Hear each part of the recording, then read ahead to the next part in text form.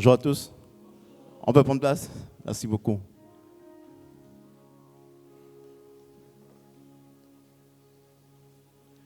Permettez que j'entende un chant avant de me présenter. Le chant terminé, le rideau retombe. Je viens simplement. Est-ce que les chants peuvent m'aider?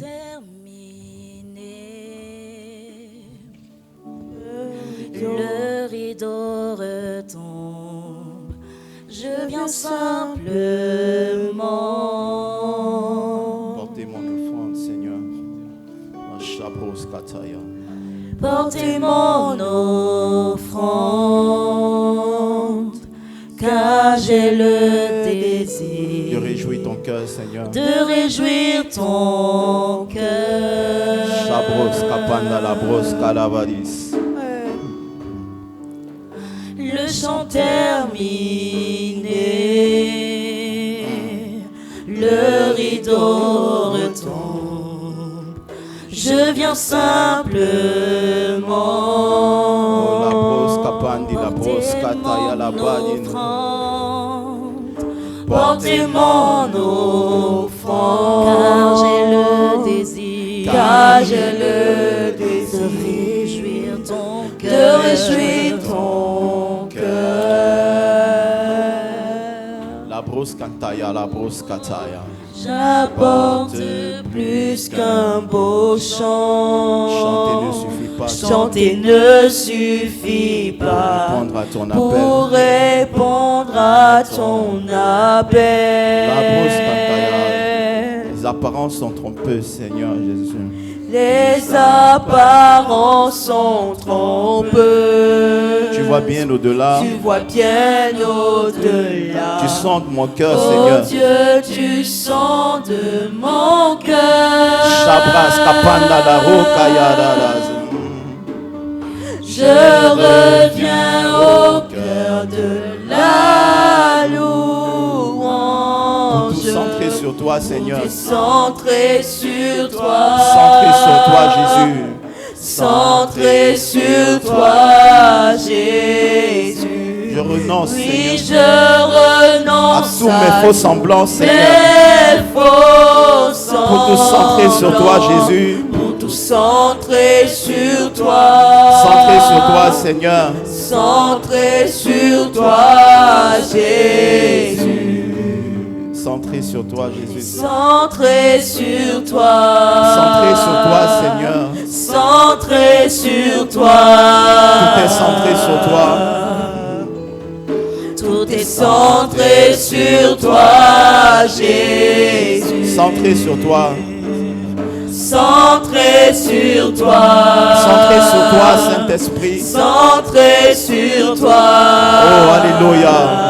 Chabros kapandalai. Tout est centré sur toi, Jésus. J'aimerais qu'on acclame très fort pour le Saint-Esprit.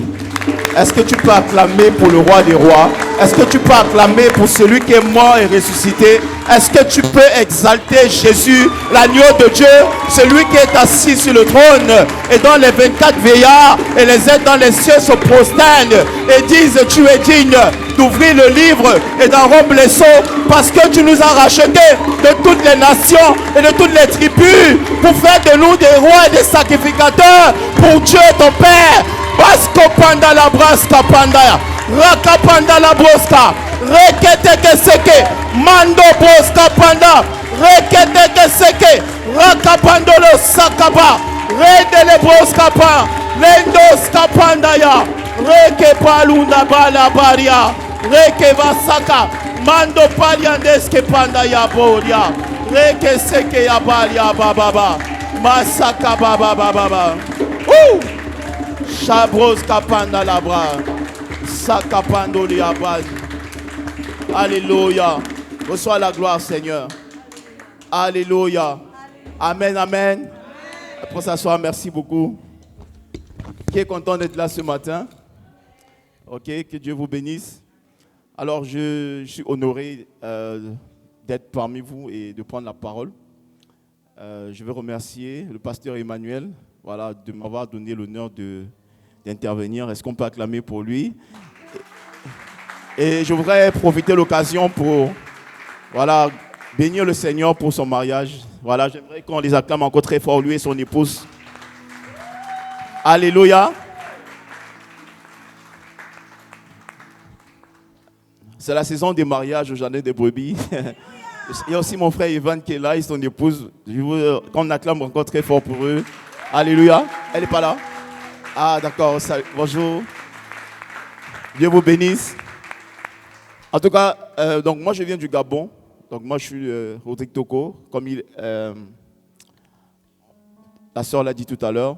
Donc je suis le grand frère de Diane et de Arlette. Voilà. On a une famille de 7 enfants, voilà, par la grâce de Dieu. Et donc je suis venu avec mon épouse, Elvire. Est-ce que tu t'es levé pour qu'on te salue?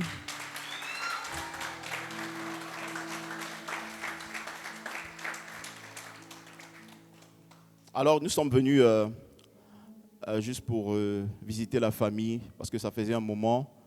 Moi particulièrement, la dernière fois que j'étais en France, c'était en 2019.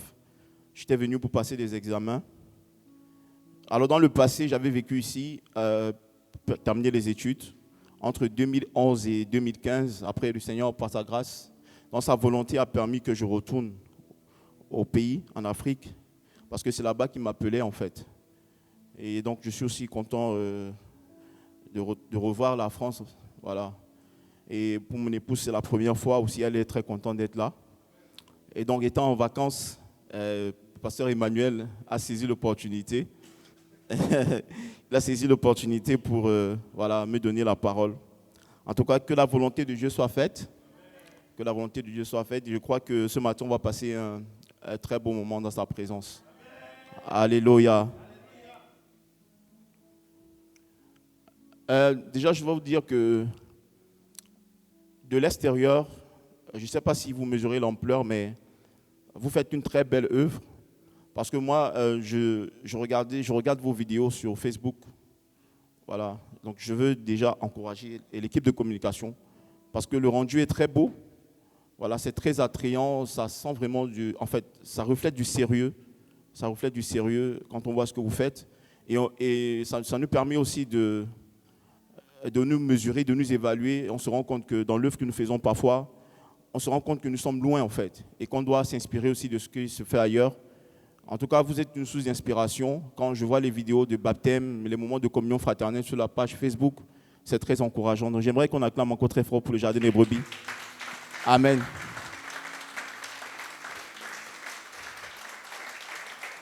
Amen. Et donc, dans le message qui va être partagé aujourd'hui, il y a cet élément-là qui va ressortir, de ne pas mépriser les faibles commencements. Voilà, parce que ce que Dieu commence, en fait, n'est pas parfait. Ce que Dieu commence est bon. Mais il y a un processus, en fait, qui mène à la perfection. Alléluia. Et donc, ce sera le thème du passage d'aujourd'hui. Vous avez vu le titre, c'est « Grandir dans le renoncement à soi pour gagner Christ ». Grandir dans le renoncement à soi pour gagner Christ. Et en fait, le renoncement à soi, c'est simplement faire la volonté de Dieu. De façon toute simple, le renoncer à soi, c'est faire la volonté de Dieu. Donc, grandir dans le renoncement à soi, c'est grandir en fait dans la volonté de Dieu. Et on va voir à travers le message que la volonté de Dieu a plusieurs niveaux. La volonté de Dieu a plusieurs étapes. Et donc, grandir dans le renoncement à soi, c'est franchir toutes les étapes de la volonté de Dieu. Alléluia. Mais avant de commencer le partage, j'aimerais qu'on prie. Pourquoi? Parce que tout à l'heure, pendant le temps d'intercession avec le pasteur Emmanuel, à un moment donné, il disait qu'il y avait des anges dans la salle et tout. Effectivement, il y avait des anges dans la salle. Je pouvais voir en esprit des anges qui étaient en train de défricher. Et je pouvais reproduire le même geste en fait que les anges faisaient pendant que je priais. Ils avaient une sorte de fourche. En Afrique, on appelle ça des machettes. C'est ce que les agriculteurs utilisent. Ils n'ont pas forcément toutes les machines que vous avez ici. C'est ce qu'ils utilisent en fait pour enlever les mauvaises herbes.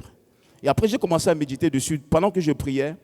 Et le Saint-Esprit me faisait comprendre qu'effectivement, il enlevait les mauvaises herbes pour faire de la place pour la croissance. Et je vous assure, je vois dans cette salle des arbres monter. Les arbres, c'est simplement les enfants du Seigneur, les personnes qu'il a plantées. Vous savez, l'apôtre Paul va dire, l'un va semer, L'autre va arroser, mais c'est Dieu qui fait croître. J'aimerais qu'on prie, mes frères. Sincèrement, tu vas prier plus que hier, plus qu'avant-hier. Parce que dans tes entrailles, il y a ces plantes, il y a ces enfants que Dieu veut planter dans cette assemblée, dans tes entrailles. Ce n'est pas dans les entrailles du pasteur, ce n'est pas dans les entrailles de la chante, c'est dans tes entrailles. Et comme sur une table d'accouchement, tu vas crier, tu vas souffrir, tu vas être en travail. Tu vas être en travail jusqu'à ce que tu sentes en toi ces enfants que Dieu a mis en toi sortir. Vous savez, on enfante d'abord dans la prière, de la même manière que l'enfant se conçoit dans l'intimité du lit conjugal. Et le fruit se voit simplement le jour de l'accouchement. Et aujourd'hui, c'est un jour de travail ici, dans le jardin des brebis. Tu vas travailler, tes entrailles vont se remuer dans la prière. Ne regarde pas ton voisin. Ne te gêne pas. Prends la position que tu veux. Prends la position que tu veux. J'aimerais que tu réalises que tu es dans une salle d'accouchement. Les fils du royaume doivent être enfantés. La Bible dit que la création attend avec un ardent désir la révélation des fils de Dieu. Mando braska pandaya. Zora kapande lebro sayaka. Reke seke balia mandos. Rakapanda la boskaya. Reke bossa broska panda la brose. Rakapanda la broska panda la broska pandaya. Je n'entends pas ta voix. Je n'entends pas tes cris. Mando sabra.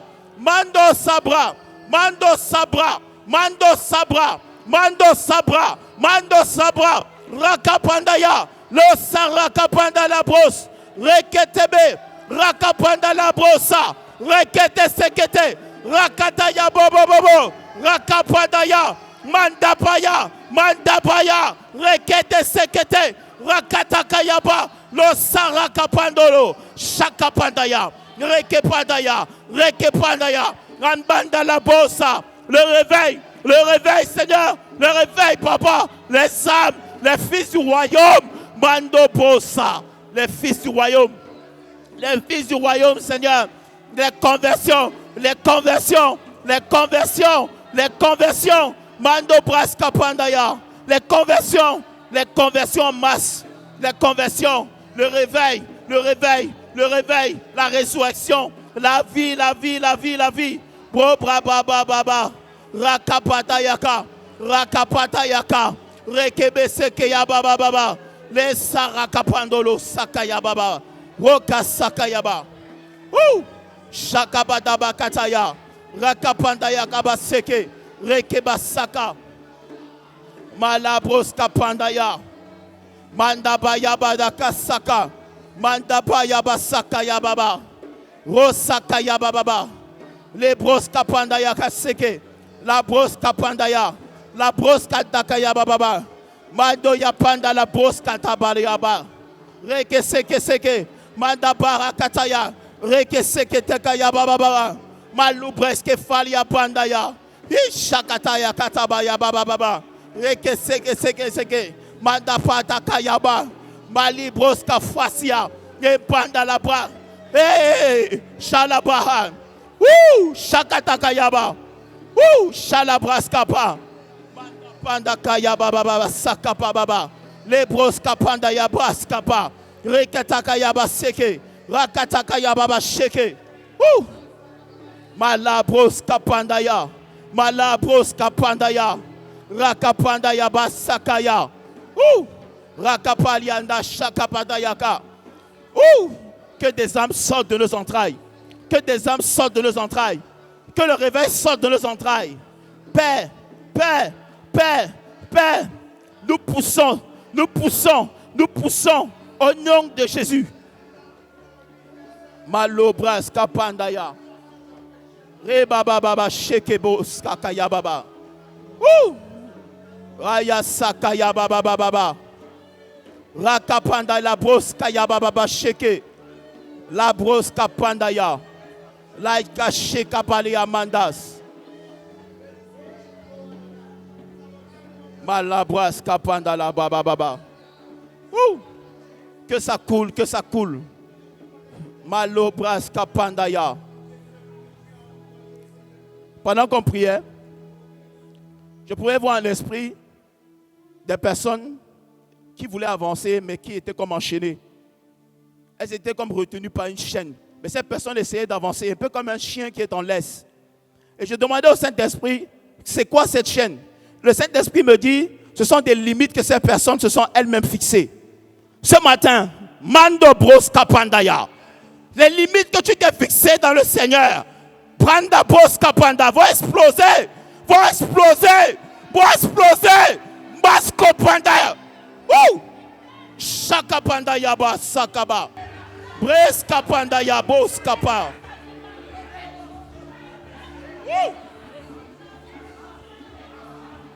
Shebalia Pandaya Kata.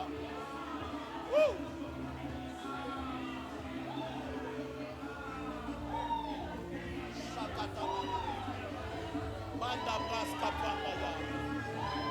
Manda Pandaya Pandaya ba. Panda Panda Pandaya Kasaka Yaba. Le Saraka Pandaya. Raka Pandaya ba Sekerevo Shakapa. Oh! La Broska Panda, la Braska Panda la. Raka Shakaya. Raka Shakaya. Roka Sakaya. Raka Sakaya. Roka Sakaya. Hey! Woo! Mando bande ya panda. Mando bande ya panda ya gala. Woo! Pendant que tu pries, tu montes. Pendant que tu pries, tu montes. Pendant que tu pries, tu montes. Tu montes, tu montes. Ah. Woo! Mando, mando, mando. Jésus.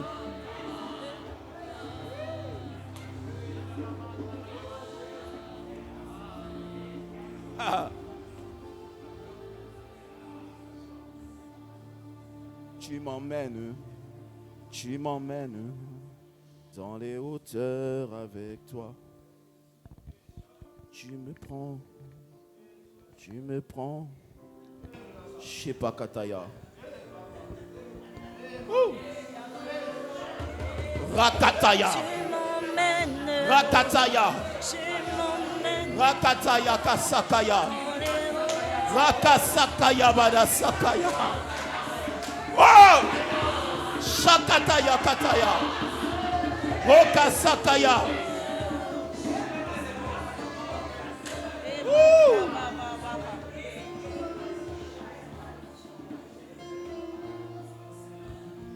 Dans les hauteurs avec toi, tu me prends, me hauteur avec toi, tu m'emmènes, tu me prends, me balader là chez toi, tu m'emmènes. Dans les hauteurs avec toi, tu me prends, me balader là chez toi, tu m'emmènes, dans les hauteurs avec toi, tu me prends, me balader là chez toi, tu m'emmènes, dans les hauteurs avec toi, tu me prends, me balader là chez toi.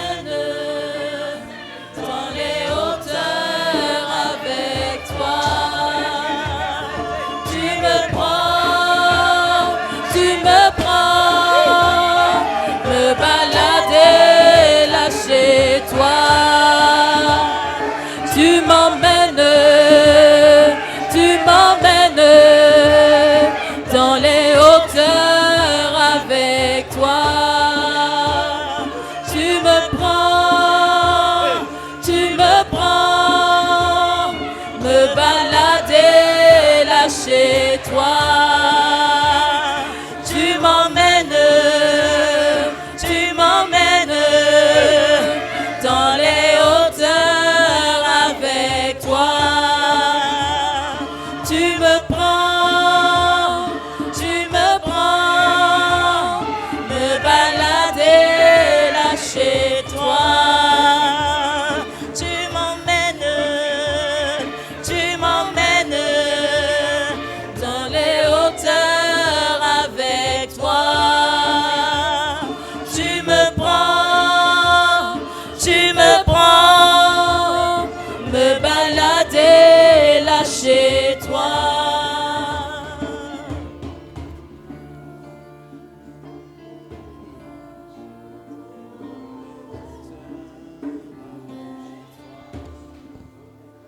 Du fond de mon âme coule des rivières. Sabros kantaya balu sakaya badas. Shaka palu nas kapan. Rakando sekelebas kapandaya. Rakaponda la yades. De mon air coule des rivières, des eaux de la vie.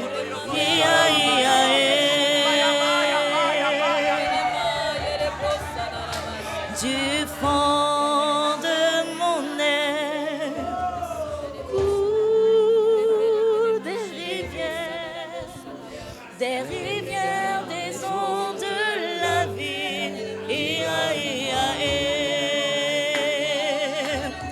Que ça coule, que ça coule, que ça coule, que ça coule. Que ça coule en ce lieu, Saint-Esprit. Que ça coule, que ça coule. Que ça coule dans mon âme. Ici et maintenant, que ça coule, Que ça coule. que ça coule, Que ça coule, que ça coule. Que ça coule, que ça coule. Que ça coule, que ça coule. ici et maintenant, que ça coule en moi. Rakapando les sakayaba. Ça coule, Que ça coule, Seigneur. que ça coule, que ça coule. Que ça coule dans mon âme ce matin. Que ça coule, que ça coule. Maintenant, Ici et maintenant, pas demain. que ça coule en moi. Que ça coule, Que ça coule. Que ça coule, que ça coule. que ça coule, que ça coule. Ici et maintenant, que ça coule en moi. Voici ce que dit le Saint-Esprit. Jésus va dire, celui qui croit en moi, des fleuves d'eau vive jailliront de son sein. Il va dire à quelqu'un, l'eau que tu cherches, l'eau que tu cherches n'est pas loin. Elle est au-dedans de toi. L'eau que tu cherches est au-dedans de toi. Mais il suffit que tu dises une parole. Et comme le Seigneur avait dit à Moïse, parle au rocher, et tu verras des eaux couler. De la même manière, ce matin, le Saint-Esprit te dit, dis-moi juste que tu as soif. Et tu vas voir des eaux couler en toi. Tu vas voir des fleuves couler dans toi. C'est aujourd'hui. C'est pas demain. C'est maintenant, c'est aujourd'hui. C'est aujourd'hui. Chabros kapandaya. La bros kantaya, la bras kanda, la bros kaya baba. Chakabros kandala. Saint-Esprit, nous avons soif. Nous avons soif. Nous avons soif. Saint-Esprit, je dis, j'ai soif. Que ça coule en moi. Que ça coule du fond de mon âme. Que tes eaux coulent cet après-midi. Merci pour ces cœurs que tu es en train de déchirer. Pour laisser couler tes eaux. Pour laisser couler de l'eau vive. Merci pour cette soif que tu es en train de susciter, Seigneur, dans les cœurs. Merci pour cette soif. Merci pour cette profondeur. Merci pour cette soif que tu es en train de créer dans nos âmes, dans nos cœurs. Dans nos âmes, dans nos cœurs. Merci, Saint-Esprit. Merci, Saint-Esprit. Saint-Esprit, nous ne sommes pas habitués à ta présence. Étonne-nous. Étonne-nous. Fais quelque chose de particulier. Fais quelque chose de nouveau. Ce que l'œil n'a point vu, ce que l'oreille n'a pas entendu. Nous crions à toi. Nous crions à toi parce que nous voulons voir tes œuvres. Nous voulons vivre le réveil. Nous voulons vivre la résurrection. Nous voulons vivre la rédemption. Chakatabol. Entends ces voix qui montent vers toi. Écoute toutes ces voix, toutes ces prières qui montent vers toi. Rabo Sakaya. Rabo Sakaya. Labro Sakaya. Labro Sakaya. Randa Broskaya Bali Shakataya. Alléluia.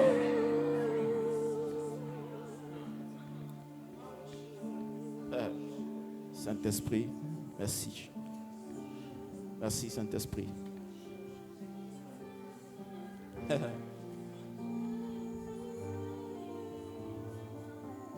Amen. Béni soit le Seigneur. Pasteur Emmanuel, je ne sais pas, j'ai combien de temps?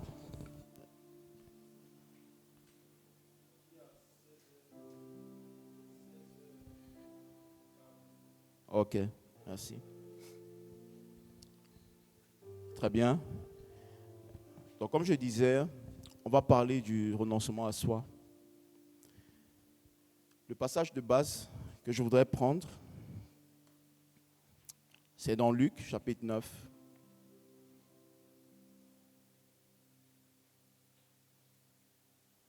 Excusez-moi.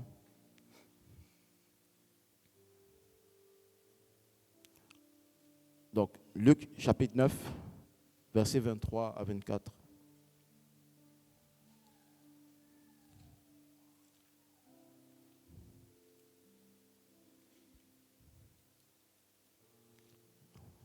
Est-ce qu'il y a quelqu'un qui fait la lecture ou bien? C'est possible? Merci. Luc 9, verset 23. Puis il dit à tous, « Si quelqu'un veut venir après moi, qu'il renonce à lui-même, qu'il se charge chaque jour de sa croix et qu'il me suive. » Verset 24. « Car celui qui voudra sauver sa vie la perdra, mais celui qui la perdra à cause de moi la sauvera. » Amen. Alors,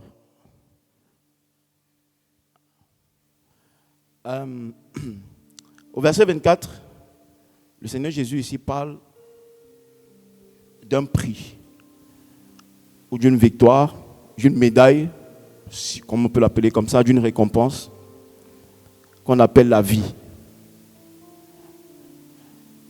Il dit, celui qui voudra sauver sa vie la perdra, mais celui qui la perdra à cause de moi la sauvera. Donc, mes bien-aimés, la vie, c'est la plus grande récompense qu'un être humain, qu'un homme peut rechercher. Vous savez, nous sommes en période des Jeux olympiques. Vous avez vu à quel point les athlètes s'imposent des abstinences, des routines, des entraînements intensifs pendant 4 ans pour préparer cette compétition dans le but de remporter une médaille. Amen. Mais l'homme que Dieu a créé a un devoir, c'est de pouvoir chercher à gagner la plus grande récompense ou bien la plus grande bénédiction. C'est ce qu'on appelle la vie. Alléluia. Mais comment se fait-il que Jésus-Christ dit à un homme qui est vivant, qui respire, que tu dois sauver ta vie? Comment c'est possible? Parce que lorsqu'on échange avec des païens, des personnes qui n'ont pas encore donné leur vie au Seigneur, des incrédules, les athées, peu importe, en général, ce qui revient, c'est qu'ils vous disent que je vis ma vie. Amen. Je vis ma vie. Même nous, lorsque nous étions encore païens et qu'on nous prêchait l'évangile, moi particulièrement, quand j'étais encore adolescent, et que la première fois on m'a parlé de la nouvelle naissance, je me suis dit, je veux encore vivre ma vie. Je veux encore vivre ma jeunesse.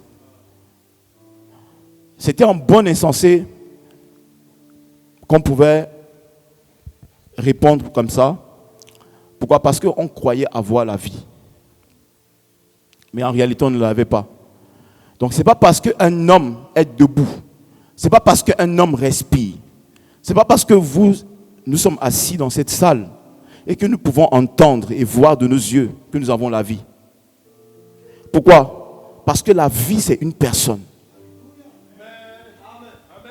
Dis à ton voisin, la vie, c'est une personne. La vie, ce n'est pas un mot. La vie, ce n'est pas une attitude. La vie, c'est une personne.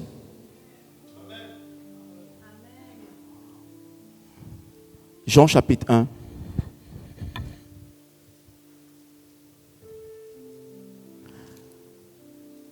Jean chapitre 1. Verset 1 à 4. Jean chapitre 1, verset 1 à 4. Au commencement était la parole, et la parole était avec Dieu, et la parole était Dieu. Elle était au commencement avec Dieu. Toutes choses ont été faites par elle, et rien de ce qui a été fait n'a été fait sans elle. En elle était la vie, et la vie était la lumière des hommes. Amen. Donc, on nous dit qu'au commencement, il y avait la parole de Dieu. Cette parole était en même temps Dieu. Et dans cette parole, il y avait la vie. Et on nous explique que la vie était la lumière des hommes. Et cette lumière s'appelle Christ. Parce que lui-même va se présenter comme étant la lumière du monde. Il a dit, je suis la lumière du monde. Mais on nous précise quelque chose. La vie était dans la parole. La vie était dans la parole. La vie était cachée dans la parole. Ça veut dire que chaque fois qu'un homme écoute la parole de Dieu, l'objectif, ce qui est caché dans cette parole, c'est la vie. Alléluia.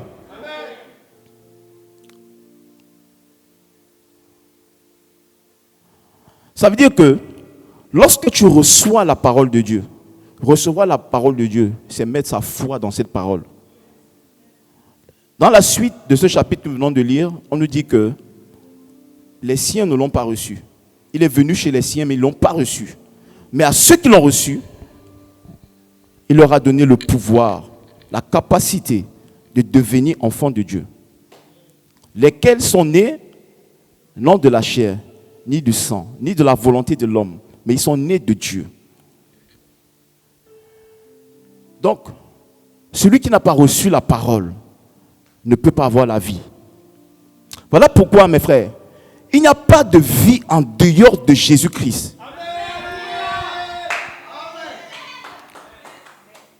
Si quelqu'un n'a pas Christ, il n'a pas la vie. Ne nous trompons pas. Et cette vie vient dans la parole. Elle vient avec la parole. Regardez ce que le Seigneur a fait. De quoi est-ce que notre corps a besoin pour vivre? Des protéines, des vitamines, n'est-ce pas? Et j'en passe. Des lipides, des glucides. Mais où trouve-t-on ces nutriments? Dans la nourriture. Ça veut dire que lorsque tu manges, c'est pour faire vivre ton corps. Est-ce que quelqu'un me suit? Lorsqu'un homme se nourrit, le but, c'est que son corps trouve dans les aliments qu'il mange tous les nutriments qu'il faut pour faire vivre et fonctionner son corps normalement. Alléluia. Ainsi, Dieu a fait le corps physique. Mais au commencement, Dieu a d'abord créé un esprit avant de lui donner un corps. Et cet esprit a besoin de Christ, de la vie qui est dans la parole de Dieu pour vivre. Voilà pourquoi le Seigneur va dire, l'homme ne vivra pas de pain seulement, mais de toute parole qui sort de la bouche de Dieu. Il parlait de l'homme spirituel, parce que l'homme animal est déjà mort. L'homme animal est déjà mort parce qu'il est séparé de Dieu. Parce qu'il est séparé de Dieu. La Bible nous dit qu'il ne peut pas comprendre, l'homme animal ne peut pas comprendre les choses de Dieu. Impossible. Mais l'homme spirituel c'est celui-là qui se nourrit de la parole de Dieu. Parce que dans cette parole, il y a la vie. Et donc, le message, c'est renoncer à soi, grandir dans le renoncement à soi pour gagner Christ. En d'autres termes, c'est gagner la vie. Donc, comme je vous ai dit, c'est la plus grande médaille. C'est la plus grande compétition que nous menons. C'est le plus grand enjeu de notre vie. C'est de gagner la vie. Vous savez, lorsque tu reçois Jésus-Christ, il te donne la vie, n'est-ce pas? Mais il y a quelqu'un qui veut la voler. Il y a quelqu'un qui veut la voler.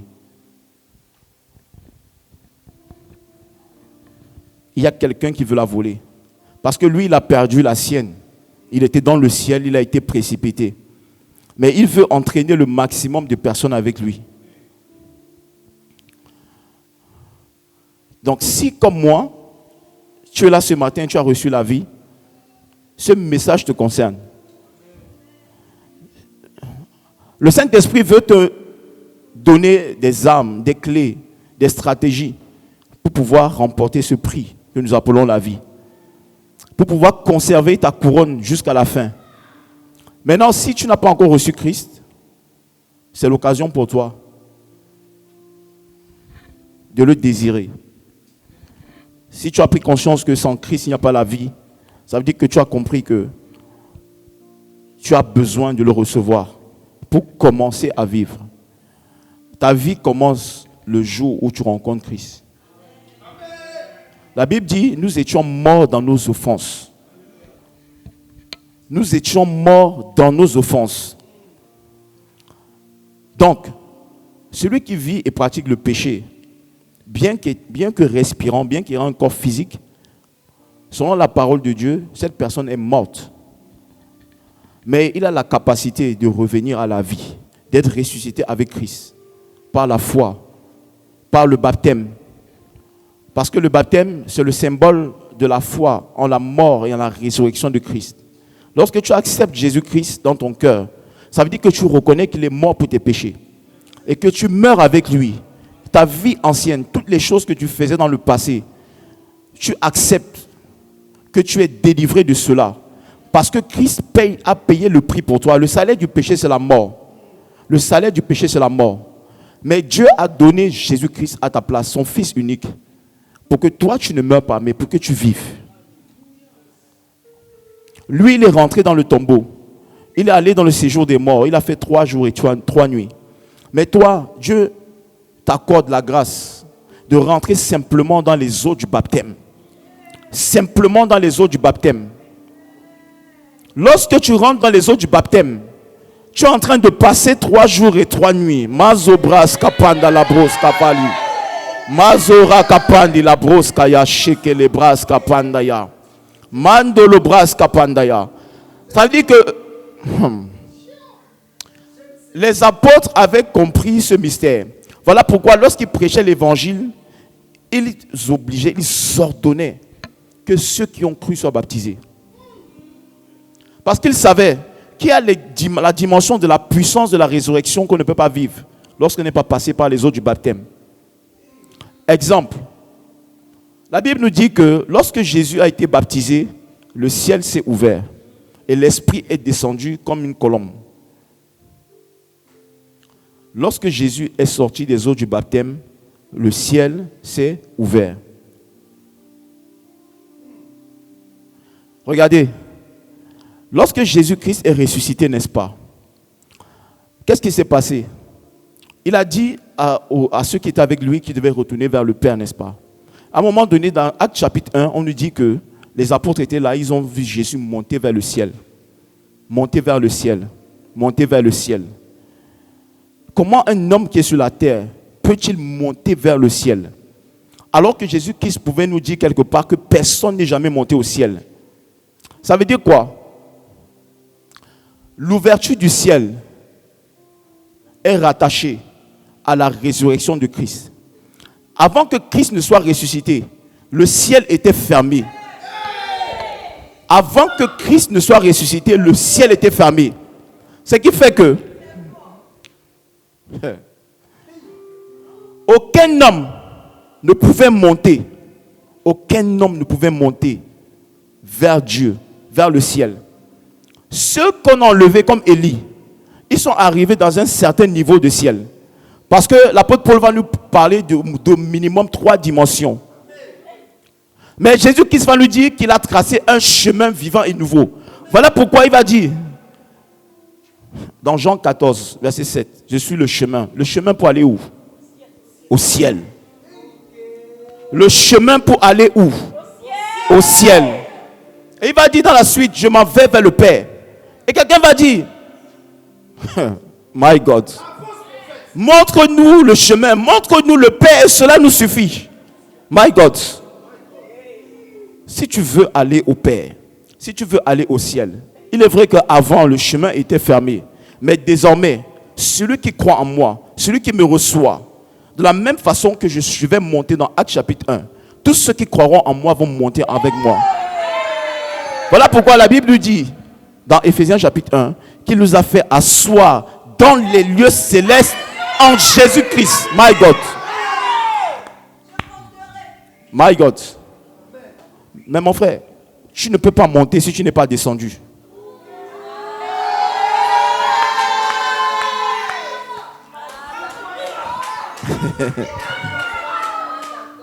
Personne ne peut monter parce que la Bible dit c'est celui qui est descendu dans les profondeurs de la terre qui est ensuite monté et qui a traversé tous les cieux.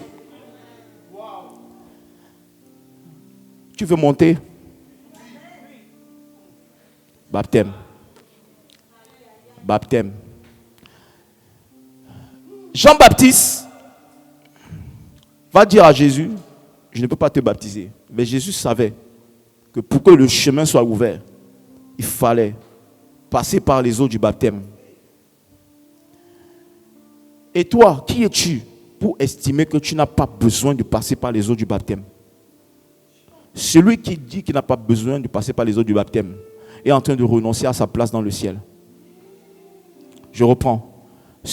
Un homme sur la terre qui refuse de passer par les eaux du baptême en disant que ce n'est pas nécessaire, il est en train de dire de renoncer à la place que Dieu lui a réservée dans le ciel. Parce que pour rentrer dans le ciel, il faut mourir. Et pour mourir,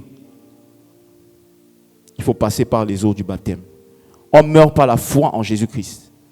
Le baptême, c'est une confession de foi. C'est-à-dire que tu crois que Jésus-Christ est mort et ressuscité. Tu crois que tu es mort avec Christ et que tu ressuscites avec lui et que tu marches en nouveauté de vie. C'est un acte de foi. C'est une confession de foi devant Dieu, devant les anges, devant les démons. La foi sans les œuvres est morte. La première œuvre de la foi, c'est accepter de passer par les eaux du baptême.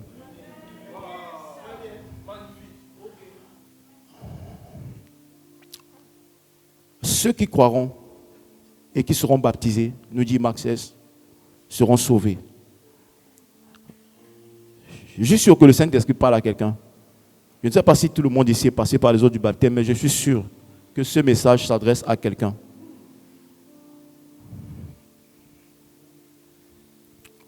Donc, notre objectif, c'est de gagner Christ. Nous avons compris que pour ceux qui ont reçu Christ, nous avons reçu la vie.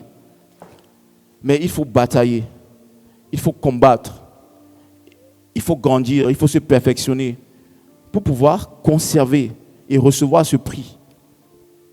Alléluia. Donc, le but du message, c'est de voir comment grandir justement dans le renoncement, dans la mort, pour gagner ce que Dieu nous réserve, la plus grande bénédiction. Ce que j'appelle la bénédiction, c'est la vie. Avançons. Nous sommes dans Philippiens. Philippiens chapitre 1. Ce que pendant la pause.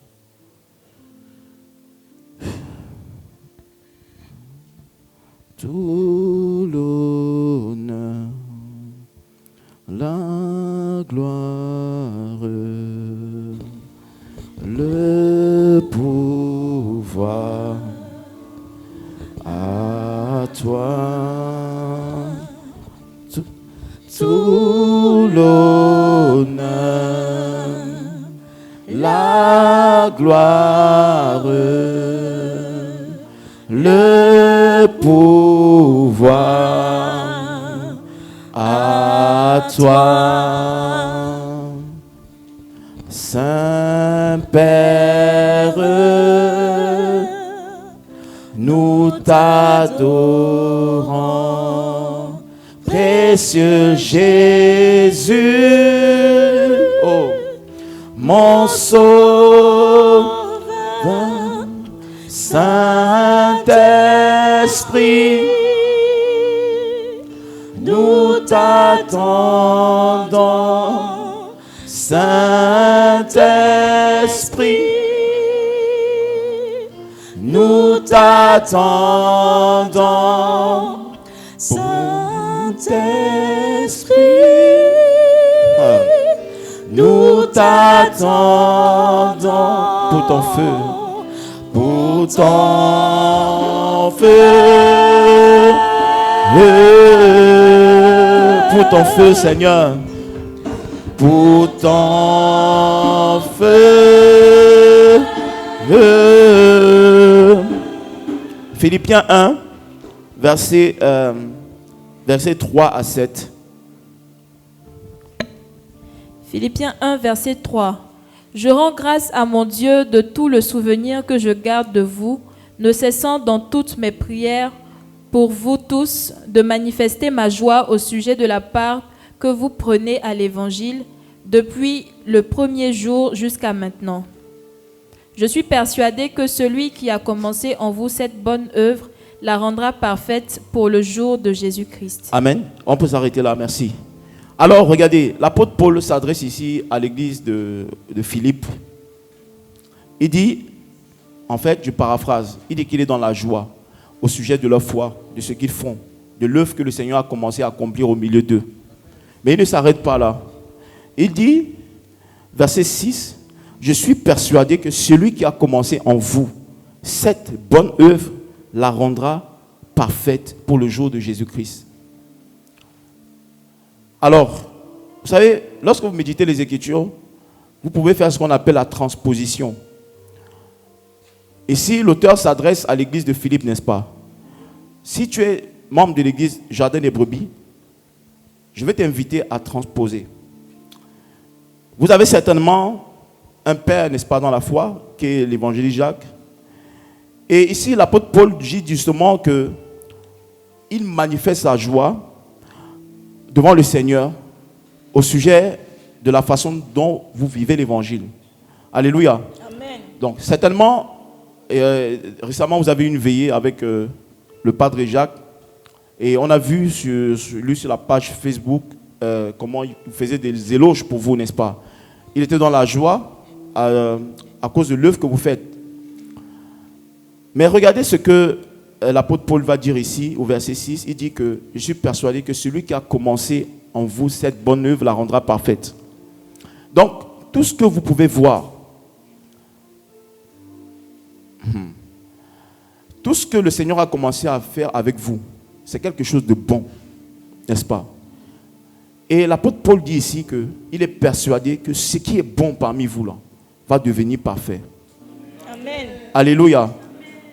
Et vous allez voir que dans la suite de l'épître, de cette épître-là, il va leur donner des instructions pour atteindre la perfection. Donc, on commence avec ce qui est bon et ensuite on recherche ce qui est parfait. Alléluia. Donc, grandir dans le renoncement à soi, comme j'ai dit tout à l'heure, le renoncement à soi, renoncer à soi, c'est simplement faire la volonté de Dieu. Je renonce à ma volonté et je fais la volonté de Dieu. Je vais dire à quelqu'un, la volonté de Dieu a au moins 3 niveaux. La volonté de Dieu peut être bonne, agréable ou parfaite. Vous connaissez le passage? Romains 12. Romains 12, n'est-ce pas? Oui. La volonté de Dieu peut être bonne, agréable ou parfaite. Amen. Grandir dans le renoncement à soi, c'est grandir dans la volonté de Dieu. Grandir dans la volonté de Dieu, c'est passer de ce qui est bon à ce qui est agréable, ensuite à ce qui est parfait. Amen. Alléluia. Amen.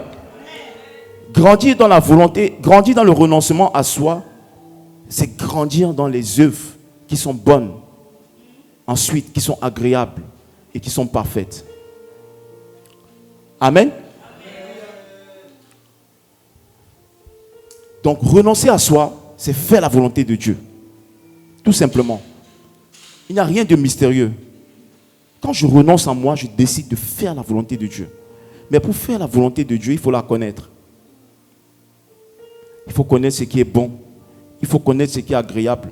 Il faut connaître ce qui est parfait. À chaque fois, il faut se demander à quel niveau je me situe. Est-ce que je me situe dans ce qui est bon? Est-ce que je me situe dans ce qui est agréable ou bien je me situe dans ce qui est parfait? L'apôtre Paul dit ici que le Seigneur a commencé une bonne œuvre parmi vous. Mais je suis persuadé qu'il va l'amener à la perfection parce qu'avec Dieu, on n'est jamais statique. Commençons par la première étape, ce qui est bon. Donc j'aimerais pouvoir, avant la fin du message, développer les trois étapes, les 3 dimensions de la volonté de Dieu, ce qui est bon, ce qui est agréable et parfait, dans le but de gagner Christ. Commençons par ce qui est bon. Pour faire ce qui est bon, il faut laisser ce qui est mauvais.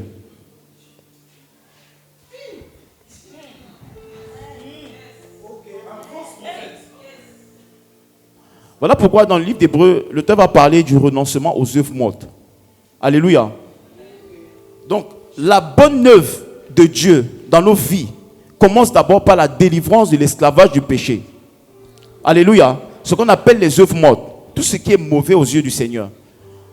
Vous voyez que dans les étapes de la volonté de Dieu, on ne parle pas de ce qui est mauvais parce que ce qui est mauvais relève de l'homme.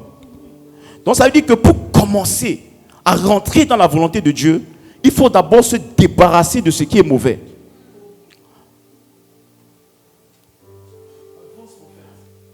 J'ai dit, ce qui est mauvais n'a pas sa place dans la volonté de Dieu, dans la maison de Dieu.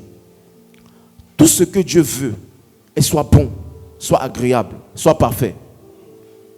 Donc pour commencer ta progression, pour commencer à grandir dans le renoncement à soi, la première chose à faire, c'est d'abord d'abandonner tout ce qui est mauvais. Alléluia. Amen. Je vais prendre l'exemple. Vous voyez un bâtiment qui est construit avec un sous-sol, n'est-ce pas?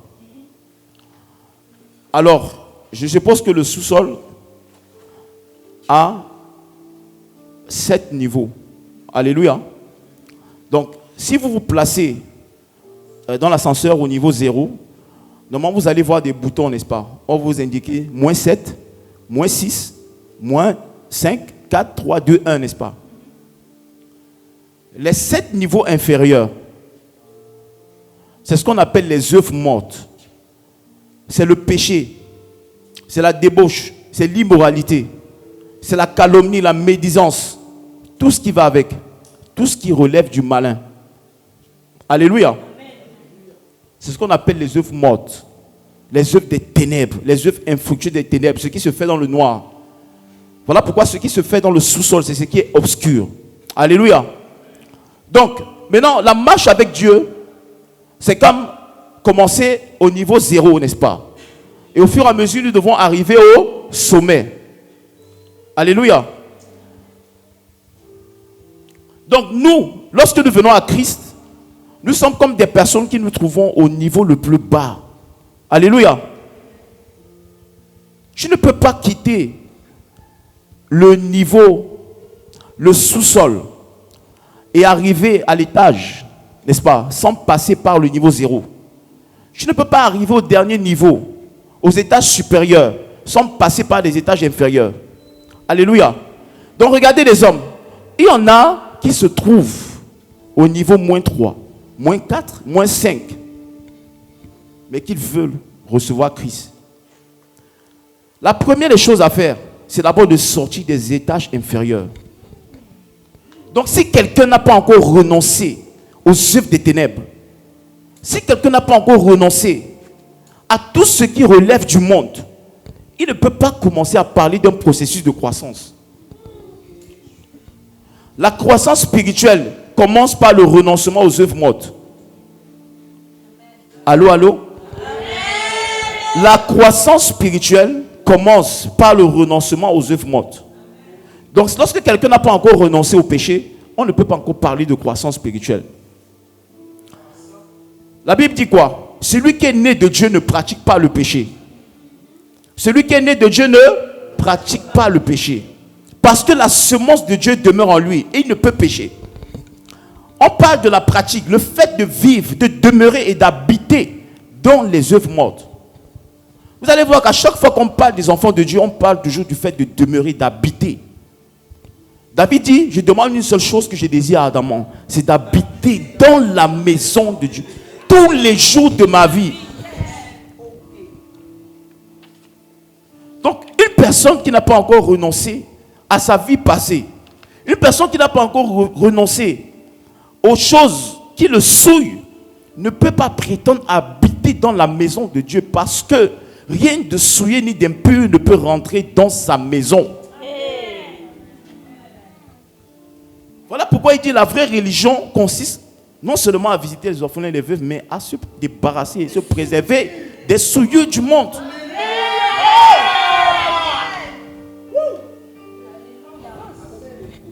Rien de souillé ni d'impur n'entrera dans sa maison. Mes frères, ça ne s'adresse pas seulement à Satan et ses démons. Ça s'adresse aux hommes.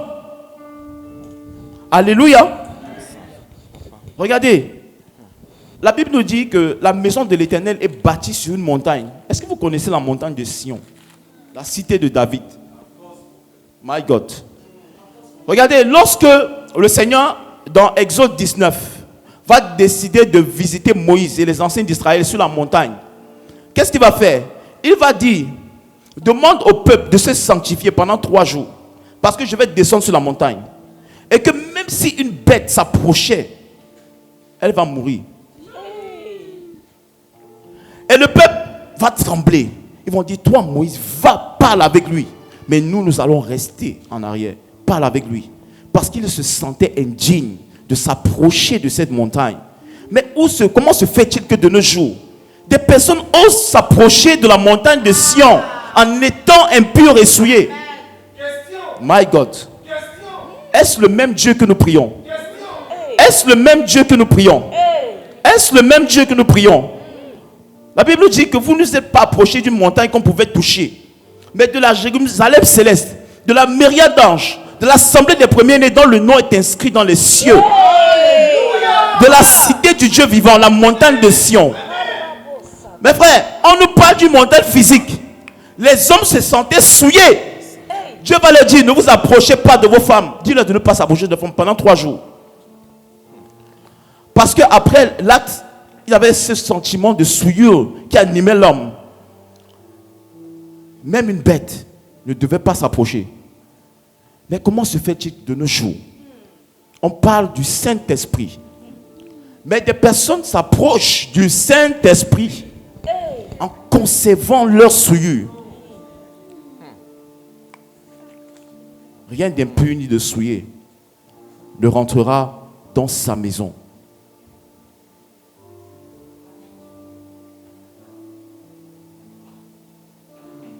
Vous savez, on peut trébucher, on peut faire des faux pas, on peut commettre des erreurs, mais il ne faut pas rester dedans. Il ne faut pas faire semblant. Il ne faut pas jouer les hypocrites. Non, non, non, non, non, non. Non, non, non, non, non, non, non. Ce que Dieu veut, c'est votre sanctification. C'est que vous vous absteniez de l'impudicité, de la fornication et de toutes les choses qui sont semblables. Tu peux tomber une fois. Tu peux tomber 2 fois. Tu peux tomber 3 fois. Mais chaque fois que tu tombes, est-ce que tu te relèves? 7 fois le juste tombe et il se relève. On reconnaît quelqu'un qui veut se sanctifier lorsque, même si cette personne tombe dans le péché, cette personne désire ardemment changer, sortir de cette situation.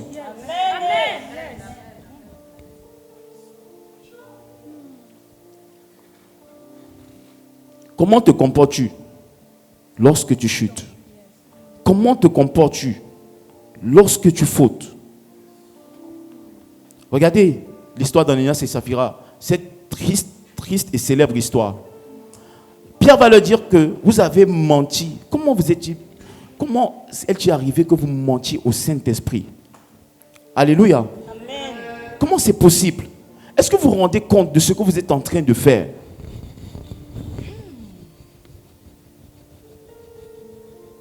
Donc, on ne peut pas parler de renoncement, de croissance dans le renoncement, si on n'a même pas commencé à renoncer aux œuvres infructueuses des ténèbres. Amen. Donc, comme je disais, faire ce qui est bon, c'est commencer par se séparer de ce qui est mauvais. Ensuite, selon les Écritures, c'est quoi ce qui est bon? On va aller dans Genèse chapitre 1. Genèse chapitre 1. Regardez bien. Genèse 1, tu peux lire le verset 12. Genèse 1, verset 12. La terre produisit de la verdure, de l'herbe portant de la semence selon son espèce, et des arbres donnant du fruit et ayant en eux leur semence selon leur espèce.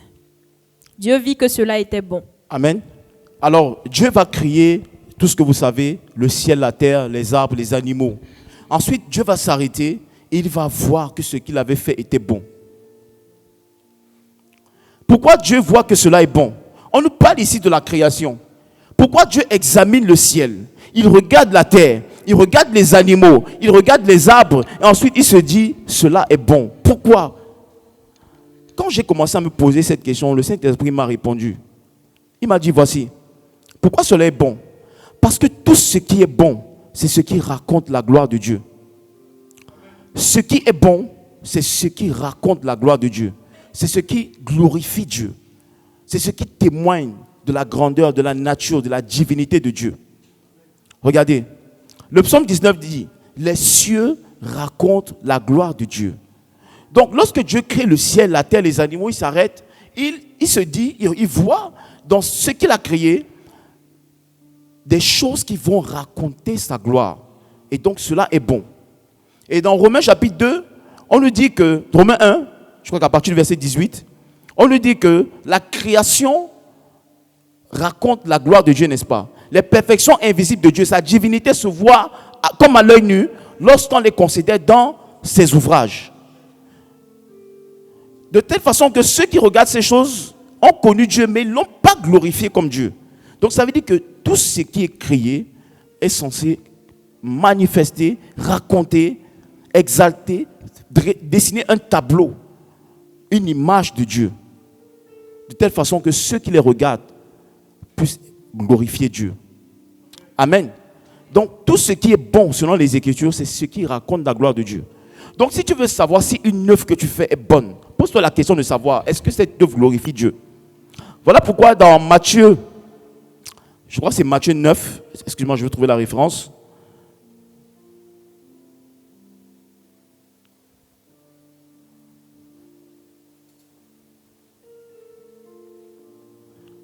Alors, est-ce que tu peux prendre Matthieu 5, verset 16?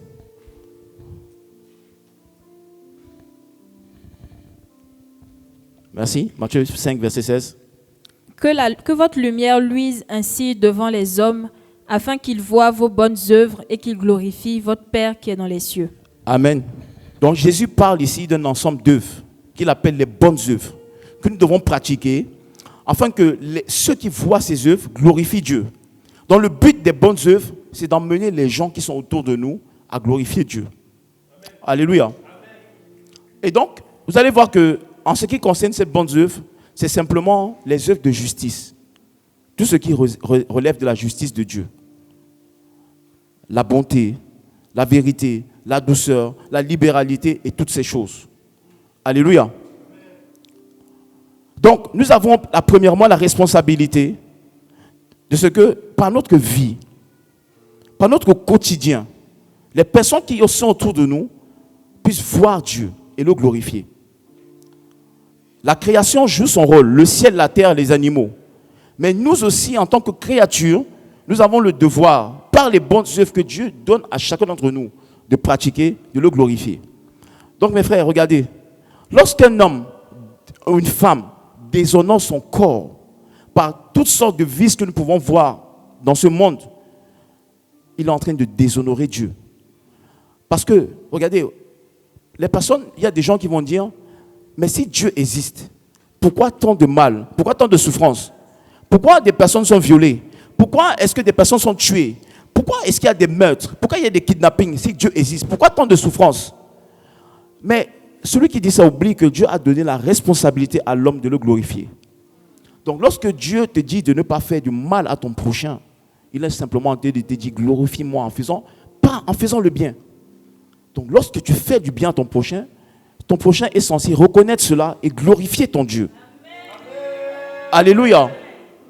Donc, mes frères, regardez la ruse du diable. Par le péché, il arrive à faire en sorte que les hommes déshonorent celui qui les a créés. Voilà pourquoi le péché va dénaturer, transformer, renverser tout ce que Dieu a prévu de bon pour l'homme. Alléluia. Amen. Regardez, le sexe, c'est quelque chose de bon, n'est-ce pas? Dans le mariage. Mais qu'est-ce que le diable fait? Il va renverser cela et emmener les hommes il va pervertir justement cet acte que Dieu a réservé dans un cadre. C'est un exemple dans 1000. Amen. Il y a tellement d'exemples. Donc la première question à se poser, c'est de savoir, est-ce que ce que je pratique, ce que je fais, est-ce que ça glorifie Dieu? Amen.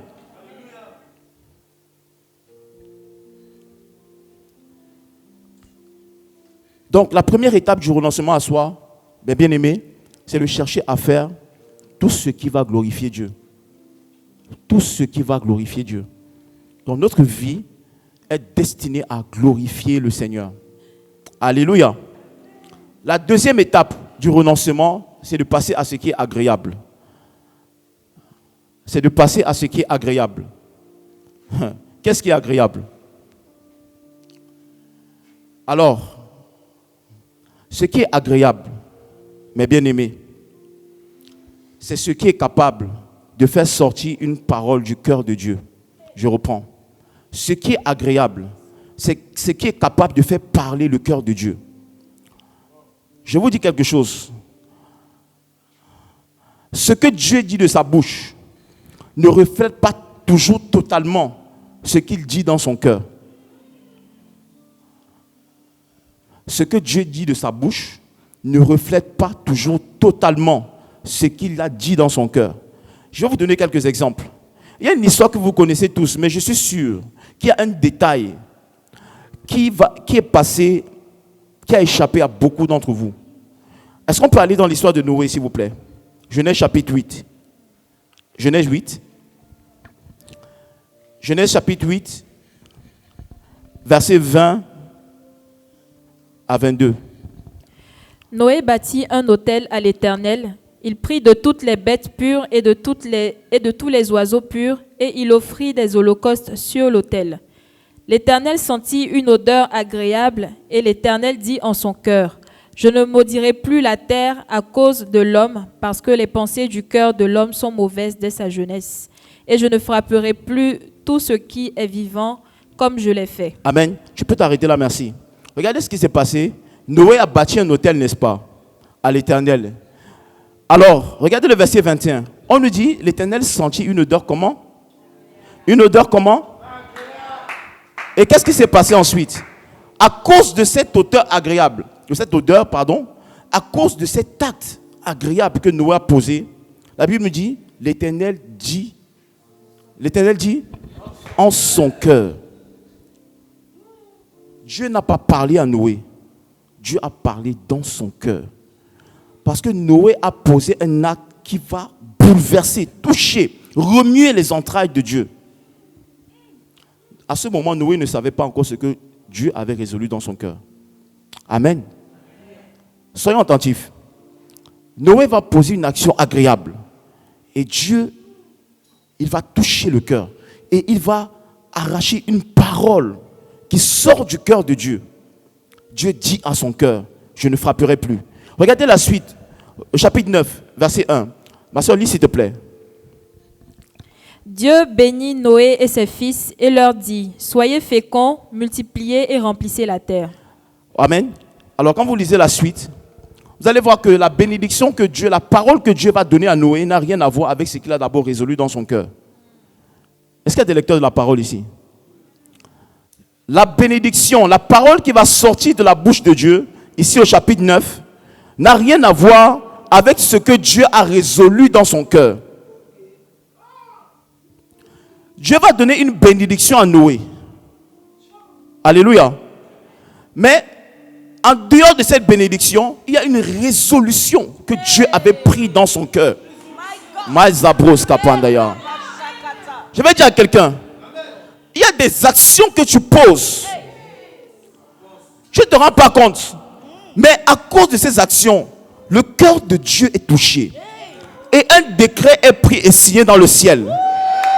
Mais la parole qui te vient, Mazobraska, n'a rien à voir avec le décret. Parce qu'il le réserve d'abord pour un autre temps favorable. Il va te dire la résolution qu'il avait prise dans ton cœur à cause d'une action agréable que tu avais posée. Je vais dire à quelqu'un, il y en a, vous faites des sacrifices pour Dieu. Et lorsque vous arrivez ici, vous vous dites, on parle pour les autres, on prophétise sur les autres, et sur moi, on ne prophétise jamais. Broska Pandaya. Je vais dire à quelqu'un, la parole que Dieu a prononcée dans son cœur a plus de valeur que ce qui sort de sa bouche. Broska Pandaya. Je reprends. La parole qui sort du cœur de Dieu, la parole qui est dite dans le cœur de Dieu, a plus de valeur que ce qu'il dit de sa bouche. Vous voulez un exemple? Allons dans Ézéchiel. Bresse brassa. Ézéchiel 3. Ma soeur, lis Ézéchiel 3, versets 16 à 19, s'il te plaît. Verset 16. Oui, Ézéchiel 3, 16 à 19. Au bout de 7 jours, la parole de l'Éternel me fut adressée en ces mots. La parole de l'Éternel fut adressée à Ézéchiel. Écoutez bien. Dieu va parler à Ézéchiel. Écoutez. Fils de l'homme, je t'établis comme sentinelle sur la maison d'Israël. Tu écouteras la parole qui sortira de ma bouche et tu les avertiras de ma part. Tu écouteras la parole qui sortira d'où? De ma bouche. D'où? Et tu feras quoi? Tu les avertiras de ma part. Ok, vas-y. Quand je dirai au méchant, tu mourras, si tu ne l'avertis pas, si tu ne parles pas pour détourner le méchant de sa mauvaise voie et pour lui sauver la vie, ce méchant mourra dans son iniquité. Amen, arrête-toi là. Écoutez, Dieu donne une parole à Ézéchiel. Il lui dit, va dire au méchant, tu mourras. Mais en réalité, dans le cœur de Dieu, il veut sauver ce méchant. La parole qui sort de la bouche, c'est tu mourras. Mais la parole qui est dans le cœur, c'est détourne-toi du mal. Bresa brasa kayabados. Mazo braska pandaya. Rakapando le broska taya la basheke. Mazo braska panda la brosaya. Rekasaka yabados. La parole qui est sortie de la bouche d'Ézéchiel pour le méchant, c'est tu mourras. Donc Ézéchiel arrive devant le méchant, il dit tu mourras. Mais si le méchant, my God, a l'esprit de prophétie, my God, et que c'est par inadvertance qu'il s'est détourné des voies de Dieu, lorsque cette parole vient à lui, il saisit cette parole autrement. Les hommes qui sont autour de lui entendent, Dieu va te juger. Mais lui, avec les oreilles de l'esprit, il entend le cœur de Dieu battre et dit, mon fils revient à moi, ma fille revient à moi, mon fils revient à moi, ma fille revient à la maison, reviens à la maison. Brasso breskapandaya, rakada sakaya balos. Reviens à la maison, reviens à la maison, reviens à la maison, reviens à la maison. Bresa braskapandaya, rekete sekete kete keda.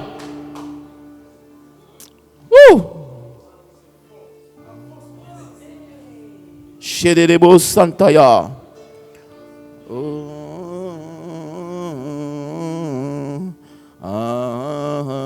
Adonai, du lever du soleil, Broscan jusqu'à son couchant, que ton nom soit glorifié, Adonai. Laidebo sakayabari anda shakatayados. Mazobres-kapandaya. Que ton nom soit glorifié. Adonai. Oh Jésus.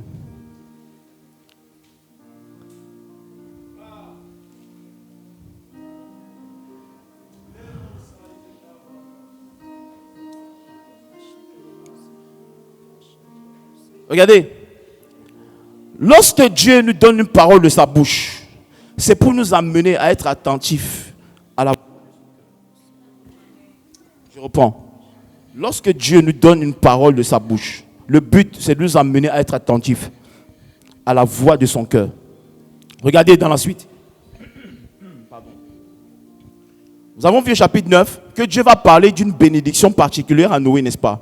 Qui est différente de ce qu'il avait résolu dans son cœur. Regardez au verset 8. Genèse chapitre 9, verset 8. Je vais lire. Dieu parla encore à Noé et à ses fils avec lui en disant: voici, j'établis mon alliance avec vous et avec votre postérité après vous, avec tous les êtres vivants. Verset 11, aucune chair ne sera plus exterminée par les eaux du déluge. Regardez, la Bible dit que Dieu parla encore à Noé. Dieu a parlé à Noé 2 fois. La première fois, il lui a donné simplement la parole qui sortait de sa bouche. Et la deuxième fois, il lui a dit ce qu'il avait résolu dans son cœur.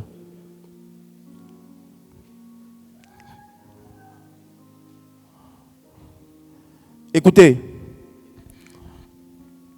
lorsque vous entendez une prophétie sur vous, lorsque vous entendez la parole de Dieu, que ce soit une prédication, que ce soit une parole prophétique qui est donnée, la chose à faire, c'est d'aller écouter Dieu une deuxième fois. Parce que souvent, la profondeur de sa pensée ne peut pas être transmise par le langage humain. Je dis ceci.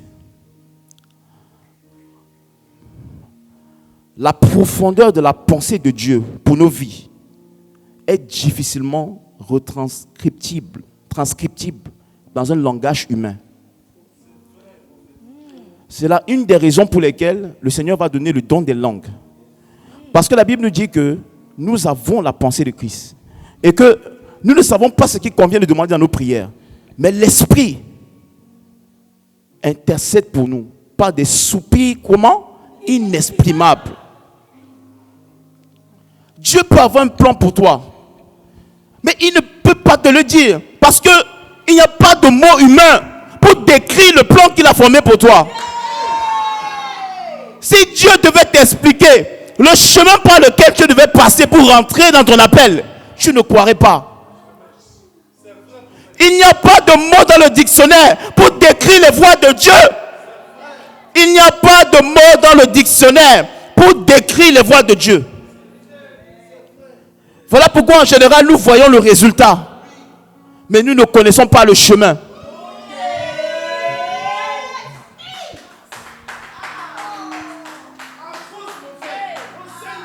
Regarde ta vie. S'il y a 5 ans, on te disait que tu devais être ici, là où tu es, est-ce que tu aurais cru? Mazobras kapandaya. Rakata sakaya baluba sakabalaba sheke. Mais je vais vous parler de quelque chose qu'on appelle le traducteur. Lorsque tu pries en langue, tu télécharges dans ton cœur la conviction de la volonté de Dieu. Voilà pourquoi la Bible dit que nous ne marchons pas par la vue, mais par la foi. La foi vient de ce qu'on entend, n'est-ce pas? Ce qu'on entend vient de la parole de Dieu. Braskapandaya. Il y a une foi qui vient de la parole qui est prononcée par les hommes. Mais il y a une autre foi qui vient de la parole qui est entendue de son cœur. Rekasakayabalos. Rekasakayabalos. Mandula brasa yakataya. Mandula braska yanda la broska yada sheke. Est-ce que tu as déjà entendu son cœur?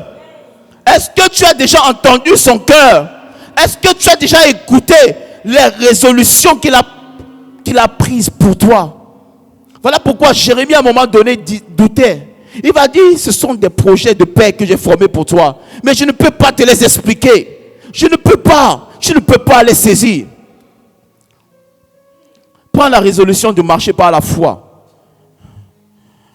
Lorsque tu pries en langue, mon frère, ma soeur, tu télécharges la pensée de Dieu. Voilà pourquoi lorsque tu es dans une situation difficile, tout le monde est en train de douter. Tout le monde est en train de trembler. Tout le monde est en train de dire, la Bible dit. Mais toi, à cause des téléchargements, tu vas dire, le cœur de Dieu dit. Brosakaya. Le cœur de Dieu dit. Où sont ces hommes et ces femmes qui ont la pensée de Dieu? Beaucoup ont la parole de Dieu, mais très peu ont la pensée de Dieu. Parce que la pensée de Dieu se sonde. La parole de Dieu, on l'écoute, mais la pensée de Dieu, on la sonde. Les prophètes avaient la parole de Dieu qui annonçait les souffrances de Christ. Mais ils ont été conduits à sonder la pensée de Dieu. Pourquoi? Comment? Quand?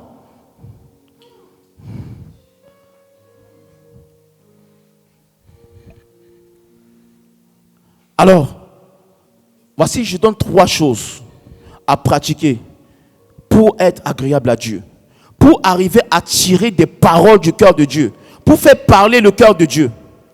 3 choses.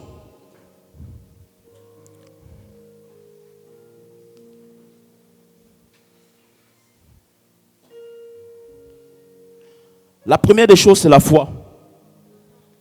La Bible dit, sans la foi, il est impossible d'être. Souvenez-vous, Jésus a été plusieurs fois étonné par la foi de certaines personnes. Il s'arrête et dit, je n'ai jamais vu une si grande foi en Israël. Quand on dit Jésus, imaginez, Jésus c'était un homme de miracle. C'était un homme qui étonnait les gens. Alléluia. Jésus étonnait partout où il passait, par les miracles qu'il faisait. Mais celui qui étonnait, un jour a été étonné.